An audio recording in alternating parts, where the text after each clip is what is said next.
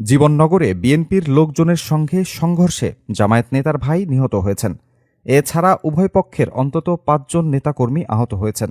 নির্বাচনের পরের দিন ১৩ ফেব্রুয়ারি স্বেচ্ছাসেবক দলের নেতা মেহেদী হাসানকে মারধরের ঘটনার জেরে গতকাল শনিবার রাতে উপজেলার হাসাদহ বাজারে এ সংঘর্ষের ঘটনা ঘটে। নিহত ব্যক্তির নাম হাফিজুর রহমান। তিনি জীবননগর শহরের ঢাকা জুয়েলার্সের মালিক ও উপজেলার বাঁকা ইউনিয়ন জামায়াতের আমির মফিজুর রহমানের ভাই। স্থানীয়রা জানান, গতরাতে জামায়াত নেতার ভাতিজা মাহফুজুর রহমান হাসাদহ বাজার দিয়ে যাওয়ার সময় স্বেচ্ছাসেবক দলের নেতা মেহেদী হাসান ও তার লোকজন ১৩ ফেব্রুয়ারির ঘটনার জেরে তাকে মারধর করেন। খবর পেয়ে জামায়াত নেতা মফিজুর রহমান ও তার ভাই হাফিজুর রহমান লোকজনকে সঙ্গে নিয়ে হাসাদহ বাজারে গেলে তর্ক বিতর্ক হয়। এক পর্যায়ে উভয় পক্ষের লোকজন দেশীয় অস্ত্র নিয়ে সংঘর্ষে জড়িয়ে পড়েন। এ ঘটনায় উভয় পক্ষের অন্তত ৬ জন আহত হন। আহত জামায়াত নেতা মফিজুর ও তার ভাই হাফিজুরকে মুমূর্ষু অবস্থায় যশোরের ৫০০ শয্যার জেনারেল হাসপাতালে নেওয়া হয়।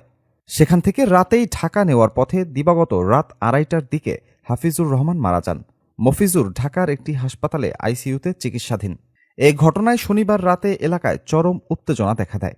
পরিস্থিতি নিয়ন্ত্রণে এলাকায় অতিরিক্ত পুলিশসহ আইন শৃঙ্খলা রক্ষাকারী বাহিনী মোতায়েন করা হয়। এদিকে আজ বেলা ১১টায় জামায়াতে ইসলামের জীবননগর কার্যালয় থেকে একটি বিক্ষোভ মিছিল বের হয়ে বাসস্ট্যান্ড ট্রাফিক আইল্যান্ডে সমাবেশ করে। টায়ার জ্বালিয়ে অবরোধ করা হয় সড়ক। সমাবেশে বক্তারা নিহত হাফিজুর রহমানের হত্যায় জড়িত বিএনপি কর্মীদের গ্রেপ্তারের দাবিতে প্রশাসনকে ২৪ ঘণ্টার সময় বেঁধে দেন। হুঁশিয়ারি দেন নির্ধারিত সময়ের মধ্যে গ্রেপ্তার না হলে কঠোর কর্মসূচির।